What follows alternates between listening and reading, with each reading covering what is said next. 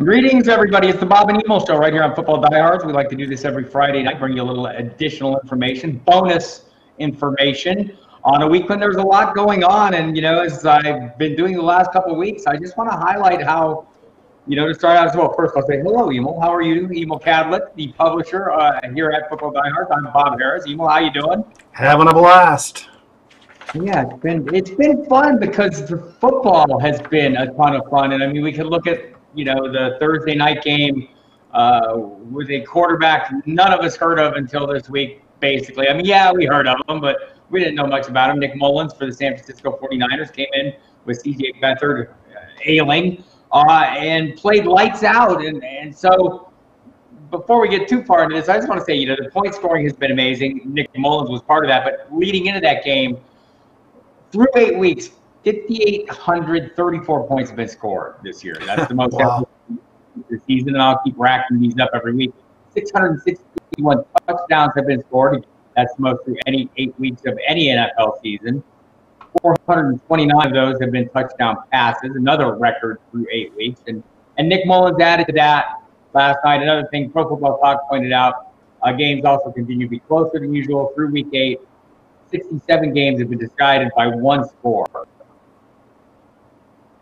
That's those 36 games have been decided by 3 points or fewer, the second most ever through 8 weeks. So it's been a great football season, and I just think in general, whether you're big into fantasy, as most everyone watching this is, or you just like the football, you want to be entertained. The NFL's got it pretty well dialed in this year, and kudos to them. And they added to the level of excitement this week, Emil, with some moves and changes, and I think we're going to dive into some of those. We're going to start out with the Tampa Bay Buccaneers. They play the Carolina Panthers this week. They'll be doing it with Ryan Fitzpatrick back at quarterback. Jameis Winston got yanked last week after he threw his 4th interception. He's kind of prone to that thing, that sort of bit in his history. First of all, how do you feel about this move in general? I mean, aside from the fact that it's permanent, I think this is a dirt cutter. I'm preserving my job, the head coach of the Buccaneers. And it could change just as quickly the other way as it did this way. I have the feeling that's how it's going to go the rest of the year. But in general, how do you feel about the change? Is it a wash for you in terms of the skilled players, or does it raise some interest of anyone in particular? Well, yeah, each coach has his own, or each quarterback has his own style. I think Chris Godwin is probably going to get some, a slight edge in positiveness, and maybe Mike Evans a little bit less. And I think you're right about the coaching thing. I think Fitzpatrick has got such a connection with the players, and they had such a great start of the season that I think, this is important to do. Like you said, it may not be permanent at all. It could happen. It could switch quite quickly. I'm a little surprised he did it, but I guess it makes some sense. I think Fitzpatrick has done so well, even though he's a journeyman quarterback. When he gets up against defenses that can really apply pressure to him, I think that's what sinks him, and that's what happened in Chicago in Week 4, is they really put pressure on him. And I think if they can keep the defense off of him, he's a great player. Yeah, I think the numbers have been there in general for us. If you look with he's got Mike Evans, Deshaun Jackson, Chris Godwin, Adam Humphries, O.J. Howard, Cameron Brate. Peyton Barber's kind of been an afterthought. The rushing attack, Ronald Jones certainly has been an afterthought. But I think those guys, that core of playmakers who have been very good. Fitzpatrick became the first player in NFL history to throw for more than 400 yards in 3 consecutive games to open the season 2-1, while Winston was suspended. I feel like they had to go back to Winston, and I felt like the Chicago game was a convenient excuse, right? Yeah. I mean, they were getting pounded. It was, they 48-10 loss. He played poorly. There's no doubt. They were trading 5. It made sense. They needed to see him, but in general, I mean, Fitzpatrick's throwing 1,550 yards, 13 touchdowns, 500 receptions this season. Which guy would you prefer to be the quarterback? Yeah. Well, obviously, Fitzpatrick has performed admirably with a tough game in Chicago, and in the connection I think he has with the players. Obviously, you got to give Fitzpatrick another shot at this, but I think you need to really make sure and call plays where the defense can't put pressure on him. I think if you need to keep him in that realm, because in my opinion, that's where he goes south, is when he gets pressure on him. Right, and we've seen him fold before, and he tends to turn into a pumpkin, and he may turn into a pumpkin again, whether it's 1 game, 2 games, 3 games. And as I mentioned, I think it's a move of preservation for Dirk Cutter. He wants to keep his job, and so someone's throwing if anyone's throwing 4 interceptions in a game, they can expect to be pulled. My guess is if you're throwing 3 in a game, one thing to keep in mind, everybody, is the Buccaneers for guaranteeing Jameis Winston's contract if he gets injured this year. So if this is a situation where he plays through, they can they're on the hook for $20 million. They exercise the option, but they can lose without a lot. And so I kind of felt like getting him back in, find out so they can decide if he's the quarterback of the future or not. And look, that's not to say that if he's not the quarterback of the future, he can't be the quarterback of else's future. My guess is he would certainly be given many opportunities more, but that's kind of where he's at. And I feel a little more comfortable with the tight ends. With OJ Howard has caught 2 of his 3 touchdowns came with Fitzpatrick. Cameron Brate seems to have a little more with Jameis Winston, although he kind of tends to get overlooked. So maybe I'm dialing back on him. But I think the rest of those guys, and here's another thought that I had. I don't know if it was the play calling or if it was just a connection, but whether it's Deshaun Jackson has been way more effective. Todd Monken, the play caller, seemed to be a little more aggressive with Fitzpatrick at quarterback. Do you get that same sense? Yeah, I definitely did. I think that's a good mix. He's Fitzpatrick is showing his experience in being able to find players that make a big difference. Yeah, I think that is the key for me is just the level of experience. Fitzpatrick has already thrown his share of interceptions, I guess is the way I'm looking at it, and he at least knows how quickly it's going to cost him the job. Look, Jameis Winston knows this. It's been a long ongoing thing. I will say to his credit, Jameis Winston said this week, or I think it was yesterday, basically, this is a minor setback to a major comeback, and more power to him. I hope we do see him at some point. I think he's a talented player. He worked very hard this offseason. You could see his conditioning, his level of conditioning, everything was high.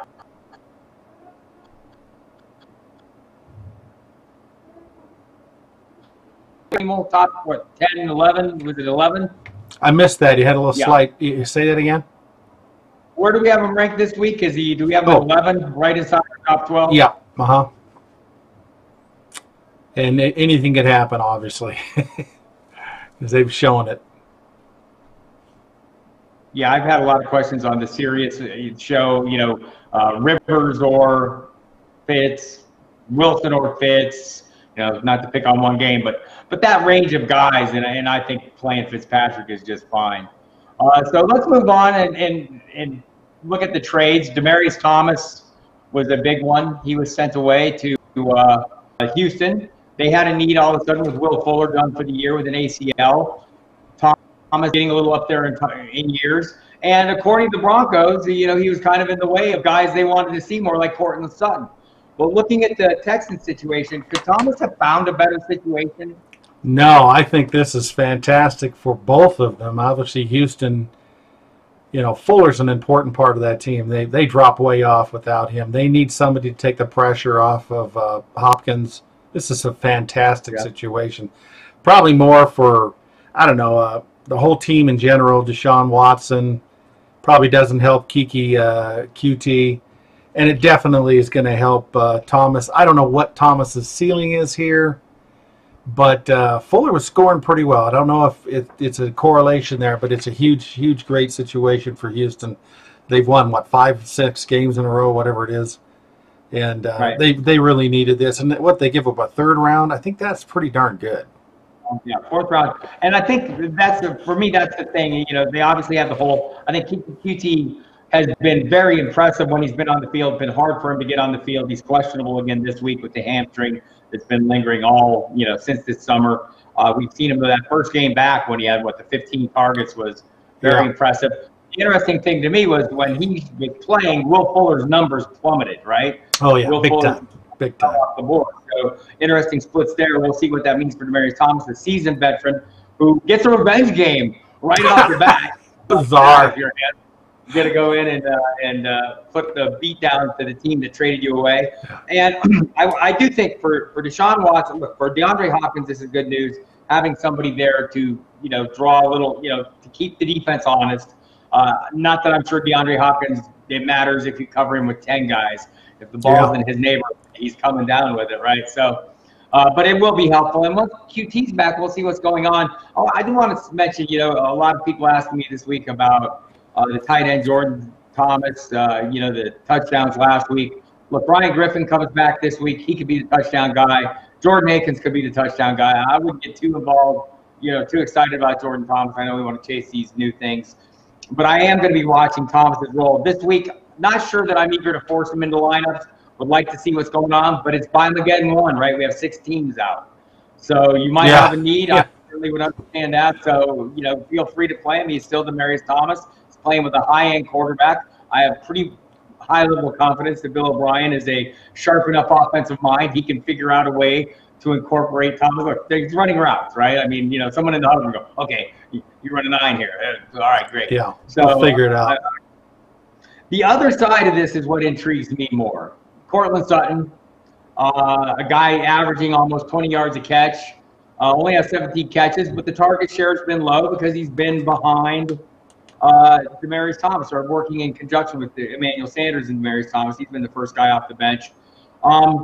Where do you think this goes for him? John Elway said this is the reason we traded Demaryius Thomas. We had young guys we needed to see. Yeah.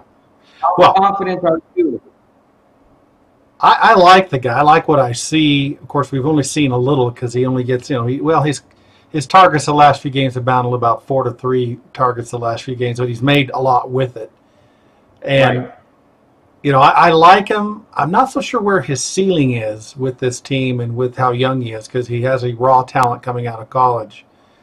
But certainly, and we prepped this, ironically, last week. I think we talked about this Friday about if they trade Thomas, go get Sutton. And, unfortunately, by the time it happened, given advice by us and others, most people had already taken him. He was already on rosters in most leagues.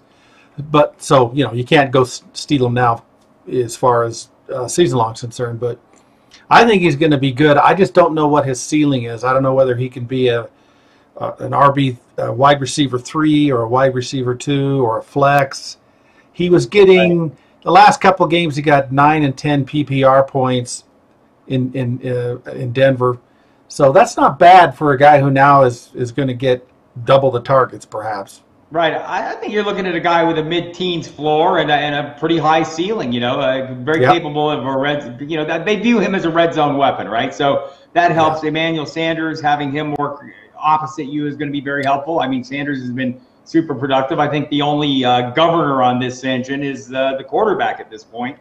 And we'll see what Case Keenum can get it dialed in, and maybe having a bigger, more, imposing physical target there. I do know that teammates, particularly the defenders on this team, are amazed that Sutton lasted as long as he did the draft. They say he's a top 10 talent. Chris Harris has said that. All of the Denver cornerbacks have been talking about him since training camp. Wow, that's good news. Giving rave reviews, right? And so some of them are pretty damn good players. So interesting move, and again, comes right out of the chute against the Texans. Not a horrible defense, and maybe more in terms of pass rush. That's going to be an impediment in this one for Sutton and all the receivers here. Case Keenum's got to get the job done. Doesn't look like Royce Freeman will play again. He's listed as questionable. Didn't practice this week, so that's a little bit of a concern. The other big, to me, the other big trade was Golden Tate going to Philadelphia. Look, Philadelphia GM Howie Roseman said, we're keeping our foot on the gas. This is the message here. We aren't slowing down. Talk to Reuben Frank from NBC Philadelphia on the Football Diehards show on Sirius tonight. And we asked him who gets hurt by Golden Tate being in Philadelphia. The obvious finger points at Nelson Aguilar, right? I mean, a guy that's kind of been hit or miss. He's been good at times, but not consistently good. What we know about Golden Tate is he's consistently good, consistently consistent. 90 catches a year for 4 years, and been great at yards after the catch. Leads the NFL in yards after the catch on a regular basis. So, what does this do for Carson Wentz? What does it do? Is there any concern for you? I mean, I think Alshon Jeffrey's claim is staked as kind of the big body deep threat. Does this worry you for Zach Ertz? Maybe they work some of the same areas of the field, Golden Tate being the short, intermediate range guy. Yeah, I think it hurts Zach Ertz a little. I think he's still important, but you've got the rookie tight end too that's kind of stolen some of the thunder there. But Ertz has gotten a ton. Ertz has gotten a ton of targets.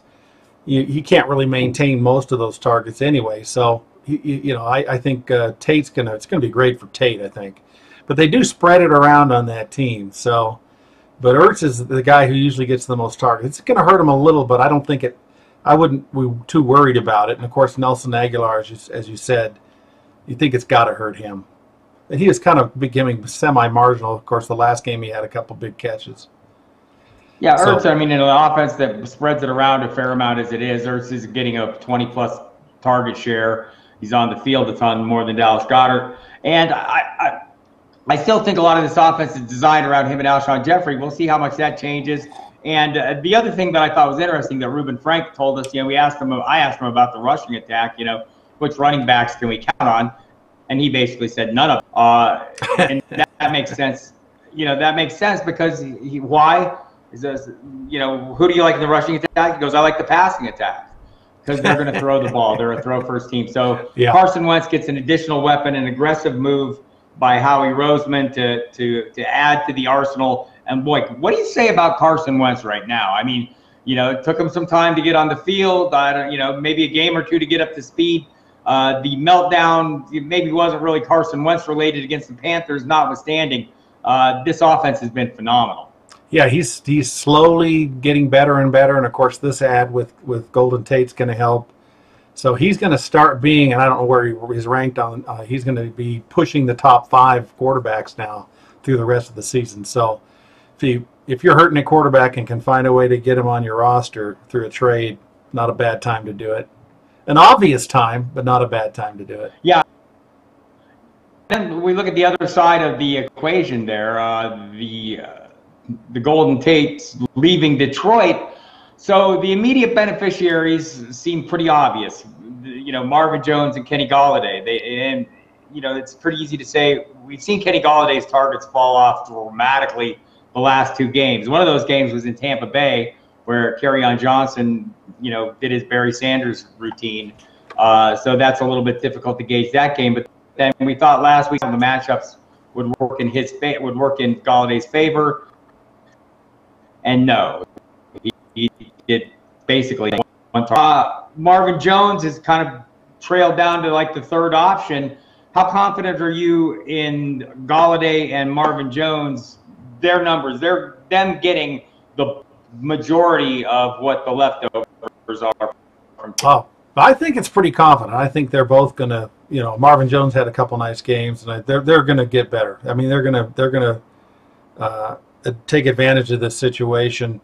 It's going to hurt losing a guy for Stafford a little bit, but I think if these two guys, security blanket. Yeah, but great chance for Golladay to really get the touches and get the targets and continue to improve in his 2nd year in the NFL. So beyond that, we're looking at guys. There are people interested in T.J. Jones, kind of a veteran. A little bit of a known commodity. We haven't seen much. Brandon Powell is another guy that's available that some people seem to feel like maybe has a chance to be the long-term replacement for Tate. But it seems like, in the short term, it's going to be T.J. Jones. Or could it be Theo Riddick, who will come back this week, it looks like, off the injury report? Well, is Theo Riddick the natural fill-in? Yeah, that's a good point. If he is healthy, there's no reason why he can't become, a PPR dynamo like he was before. He's been injured. I think that's a good point, that he's a guy you may want to stick on a long roster here and see what he does. Is he coming back this week, or is it still not? Yeah, sure? It should be back this week, off the injury report this week. So that's an excellent the last 2 point. games with a knee injury. And I wonder if we won't see a lot of backfields with him sharing with Kerryon Johnson, except with Theo Riddick basically split out in the slot and being used in unique ways because he's a hell. I mean, that's the reason he's there. He's a pass catcher. Yeah. So that's going to be something we really want to watch that this weekend and see what happens. Right, that could he be a is big the guy pickup. that I'm the most interested in. The Vikings defense, by the way, not I mean, they have a reputation, and we feel like they're really good, but they haven't been super good. Yeah. Right? They haven't been unstoppable. Xavier Rhodes is playing a little beat up as the shutdown corner. My guess is he can maybe switch off a little bit on these guys. They'll both play the perimeter. No one's playing the slot. You look at some of these. I think we might have talked about this last week, but I've been talking about it a lot. A lot of these receivers that are really faring super well are doing so because they work out of the slot a lot. Mm-hmm. And we see that with Adam Thielen. I mean, it's hard to you can't put your top cover guy on him because they generally play outside and don't travel inside. Yeah. So Adam Thielen's benefiting from that coverage while Stephon Diggs is drawing the heavy coverage, which I find interesting. We saw it last few years with Larry Fitzgerald. I mean, that's when Bruce Arians switched him to a big slot receiver. He started racking up 100-catch seasons like nobody's business. So very interesting there as well. So Golden Tate's a guy I'm watching. Michael Roberts, the tight end. Again, I'm not putting a lot of stock in the tight ends, despite 2 touchdown game. It's great. Him and Jordan Thomas can have a beer about that, but probably on somebody else's roster and not mine. Although tight end is a mess. And so let's go to the third trade here. The Ty Montgomery shipped to Baltimore for less than a bag of footballs, as they say. 7th round pick in 2020. Brought the kickoff out against the Rams, fumbled it, basically put off his coach's instructions to down the ball in the end zone and give Aaron Rodgers a chance to win that game. So, death threats from the local fans. Teammates called him out. An article by Michael Silver on NFL.com if you want to hunt that down on your Google devices. Basically, and I've written about it some in the updates on the website, so check those out, the Detroit update or the Green Bay updates and Baltimore updates. So the thing I like about this, first and foremost, is fantasy owners have been waiting for Aaron Jones to get his turn in the sun, his time in the sun. Yeah. We started seeing it last week, 12 carries, average 6 yards a carry against the Rams. It was super good, had a 33-yard touchdown run.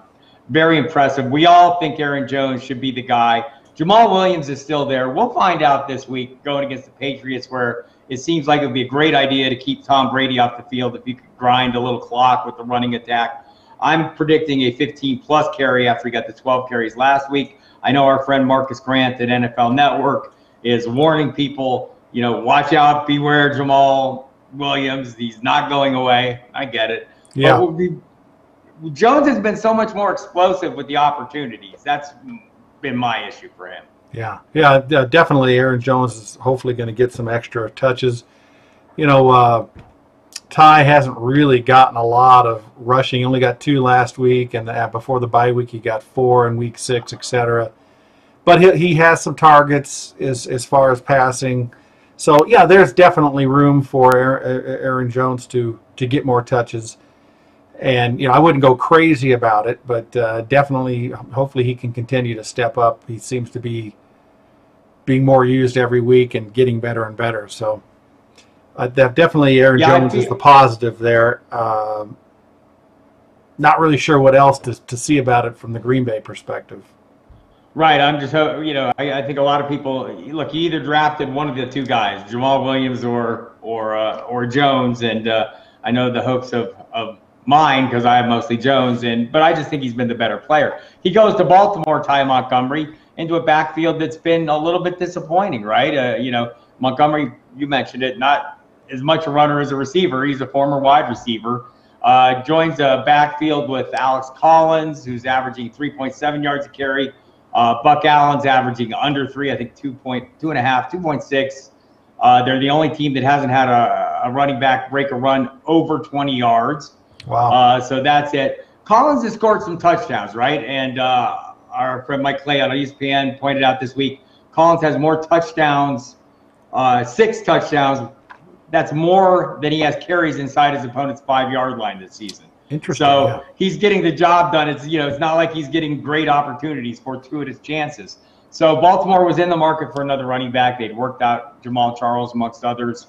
last week, and so they stumble into a freebie in Ty Montgomery. Now Alex Collins this week is questionable for this game with a foot injury. It sounds like he'll play. What's the primary concern? Would Montgomery have you dial back? Certainly for me, it would be Buck Allen. As a flex, I'd be worried. I think his workload is the most in danger, right? Yeah, most likely. And the Buck's been getting the ball at the goal line. Is that what Ty Montgomery can do?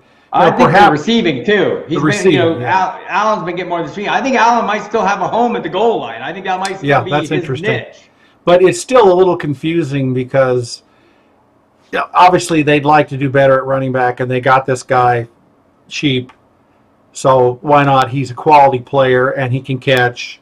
It makes sense to get him in and how they're going to use him. It's a little confusing to me and frustrating too, because if you got Collins or Buck Allen, you're like going, oh, now what do I, now what can I do? So it doesn't help the fantasy owners that much, but it hopefully helps Baltimore. What it does is it clouds the situation, much like Montgomery clouded the Packers situation, right? Yep. You dilute it by one extra guy, and you've got an additional set of hands in there. The problem with running back, as any fantasy owner out there, any of you watching us know, is there's a hot hand situation going to happen. If someone comes in just for a couple plays and they rip off a couple long runs, they're probably going to get some more run in there. So that's always a concern anytime you have this, and that's why I'm pleased for Green Bay, because it's one less guy who can get something done when the guys I want to get done get something done. So interesting play. Bottom line for me, I'm playing Aaron Jones. I mean, you're still playing Jamal Williams if you're playing him. I think Jones wins. On the other side of the ball, still playing Alex Collins. If he was a guy you were playing, it's a disappointing season, but he does have the touchdown capability, catches the ball reasonably well. I think Buck Allen, maybe the volume goes down enough for me to be concerned. We'll watch how that plays out, but I think if I was deciding this week and buys and attrition weren't a factor for me and I had options, wouldn't be looking to play Montgomery, but I'd be looking to dial back my Buck Allen in that one. Yeah, he would be. Montgomery would definitely be, an emergency thing with all these buy teams. Really. It's possible. It's possible you might have a need. You could be in that situation. Like you said, I wouldn't want to do it, but sometimes you got to do what you got to do in these situations. Right, guys like Chris Thompson, who may have been in your flex a little bit, and we'll get into that over the course of time about Adrian Peterson's remarkable season, which I try to ignore because I was an Adrian Peterson skeptic, and he proves me wrong with every single carry. And we'll see if he can continue it on. Right now, I see no reason why he can't. Little offensive line issues for Washington this week with Trent Williams out, but in general, Adrian Peterson's been great going against an Atlanta defense this week that is torn asunder by injuries. They did get Grady Jarrett back, but still, a ton of guys out in that defense, so another good play. One last situation before we call it a night. I'm going to spring this one on you. We didn't plan it out or anything, but the Cleveland Browns situation, fired Hugh Jackson, who I watched on my television boxes all day, say all kinds of interesting things about the situation in Cleveland. Greg Williams, the defensive coordinator, maybe best known for Bountygate, a little bit of a loose cannon, making some interesting comments how he could have had any number of jobs were offered to him without even having to interview, and everyone knows that's not true. Then Freddie Kitchens, promoted to offensive coordinator. He came out to me and said, nobody's offered me any head coaching jobs. But here's the thing for Freddie Kitchens that I find interesting. Todd Haley's gone, the offensive coordinator, went along with Hugh Jackson. The infighting between the two, or the contentious relationship, the reason, maybe getting in the way of Baker Mayfield's development. Seemed like Baker was more of a Haley guy. So we kind of filtered that down to Freddie Kitchens being maybe a little bit of a Haley guy. Learned the game from Bruce Arians to a great deal. He's been a position coach for a number of years. Carson Palmer vouches for him as a position coach. So he's been around, but he's the running backs coach right now. Does he lean on the guy, the thing he knows best? And is the thing he knows best Nick Chubb? So I think so, to a pretty good degree. matchup too this week. Yeah. You still have to worry a little bit with all these firings, and you're coming in this first week.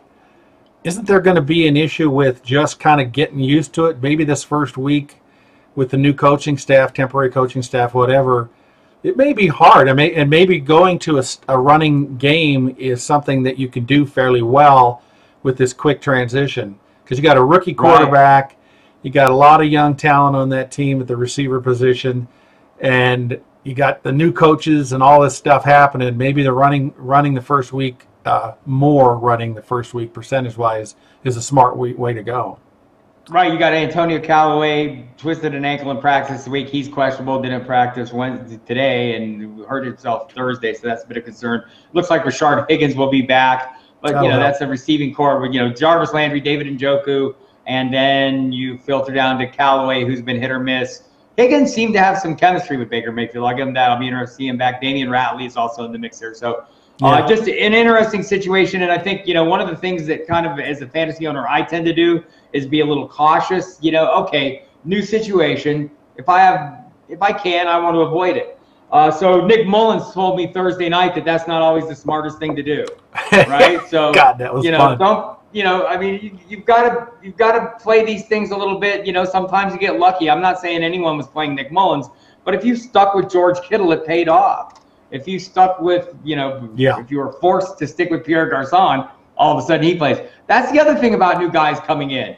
You don't know who they have the connection with. I talked to Cam Inman from the Bay Area News Group, who covers that team on a daily basis, and before the game and the pregame show on Sirius, and he is saying, well, we watched him. He works a lot with the scout team, so he's worked with the Richie James, the rookie, who got in the slot. Trent Taylor was inactive last night, so. You kind of, okay, that kind of makes sense. And maybe we saw a little Richie James. They want Dante Pettis to do better. There's another guy that's kind of a reserve that's maybe been getting some time with him. But no, it's the veteran, Pierre Garçon. It's the Odell Beckham of tight ends and George Kittle. Is George Kittle now, is he up there with the Travis Kelce, Zach Ertz tier? No, and I left the guy out of that tier on purpose. I don't think he's that high up, but I think he's just below that level below, that tier below, I think. I would agree. Is he quarterback proof now? We get him on quarterback proof? I think so. Of course, let's back up a little bit. I think Mullins was ready. I think he was in a good situation. Even his first pass, he said he threw it so accurate. It was an outside pass. Just went, he didn't hesitate. But remember, he played against the Oakland Raiders. And then they left Garçon wide open. They just let Garçon go down the field. He did hit it. He hit him perfectly. I mean, to me, I think he's a lot better than we were not hoping for. We were worried about. He definitely is better. But he did play the Oakland Raiders. Let's a little perspective. Chris Wessling at NFL.com. One point in the third quarter, the Raiders had allowed points on 15 of their opponents' last 18 possessions without kneel downs counted. So the talent level's horrible. The team appears to be not really happy playing under the curtain. So, yeah, there's a lot going on. We'll see if they're playing horrible, right? I mean, they weren't getting the wins, but, I mean, he wasn't horrible. He was keeping them in games and being competitive. So we'll see what direction they go. Sometimes you see a guy come out and have that spike game, and then everyone figures him out the next week because they have some film That's to work true. on. They got some film to look at him. But it's really kind of neat to see a guy who works hard, a little undersized, undrafted. It's happened before, Tony Romo and a few others who've come into this league and after a few years become a very viable quarterback. Is definitely fun. Again, you talked about the fun at the beginning of this. That was a fun game. Everybody was thinking, oh, my gosh, it's going to be a horrible game. I know it ended up lopsided, but it was fun to watch. Unless you're John Gruden. No fun at all. Boy, he didn't look happy. And I was very impressed that during the game, Mullins got the blue check on Twitter. He was verified. Maybe I need a good game, and I can get that one day. Anyway, we're going to wrap it up for tonight. We'll be back again next week. In the meantime, I want to remind everyone, go to footballdiehards.com every single day, many times a day, a constant flow of news, information. News is ongoing constantly. I know because I do that, and it never ends. But, man, tons of content, DFS, season long. We start the week with Armando Marsal doing the injury updates. Then we get into the free agency with him, and it goes from there. Got tons of great stuff from Brad Cruz, from Jen Ryan, the Excel cheat sheet, Gary Davenport, JJ Buck, John Lobb, the Scholars efforts, always fantastic. So check it out. Use all the tools too. Don't overlook the tools, especially the DFS optimizers. They're working great, getting tons of positive feedback. Appreciate that on Twitter. You can follow us on Twitter at FFDiehards to get all the latest. You get all our Periscope videos, the live videos with Armando Marsal and Bobby Gomes in advance of kickoffs. both Thursday night and Sunday morning. You can catch me on the SiriusXM Fantasy Sports Radio. It's the Football Diehards show, people. It's on every day from 6 to 8 p.m. Eastern time. You can hear us Saturday night. We moved to the SiriusXM NFL radio from 8 to 11 with the Football Diehards show. You can catch me on the pregame show on SiriusXM with Jeff Mans as well. And hit the site every single day. I'll have the injury update video up early Saturday, and we'll have all kinds of tons of other fun content for you. And we'll run everything out right out through all the kickoffs to make sure you're the best informed owner in your league or contest at any given moment. So thanks a lot, and good night.